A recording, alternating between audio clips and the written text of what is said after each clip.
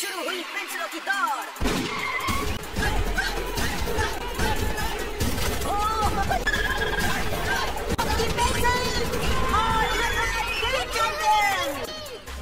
বন্ধুরা, আমরা কম বেশি সকলে নটরাজ পেন্সিল ব্যবহার করেছি, তবে কখনো ভেবেছো এই পেন্সিলের মাথায় কালো রঙের অংশটি থাকে কেন? যদি না ভেবে থাকো তো ভিডিওটি অবশ্যই লাইক ও চ্যানেলটি সাবস্ক্রাইব করে দাও এবং ভিডিওটি শেষ পর্যন্ত দেখতে থাকো। এবং তুমিও যদি ছোটবেলায় নটরাজ পেন্সিল ব্যবহার করে থাকো তো অবশ্যই কমেন্টে ইয়েস লেখো। তো বন্ধুরা, একটি শিশু যখন প্রথমবার খাতায় কিছু লিখতে যায় তখন তার হাতে পেন্সিল ধরে দেওয়া হয়, এরপর অভিজ্ঞতা বাড়ার সাথে সাথে কলম দেওয়া হয়। আসলে কোম্পানি যখনই কিছু নকশা বা ডিজাইন করে এর পেছনে কোনো না কোনো কারণ অবশ্যই থাকে। এর মধ্যে তেমন একটি হলো সবচেয়ে জনপ্রিয় নটরাজ পেন্সিল। এই পেন্সিলের পিছন অংশটা কালো রঙের থাকে।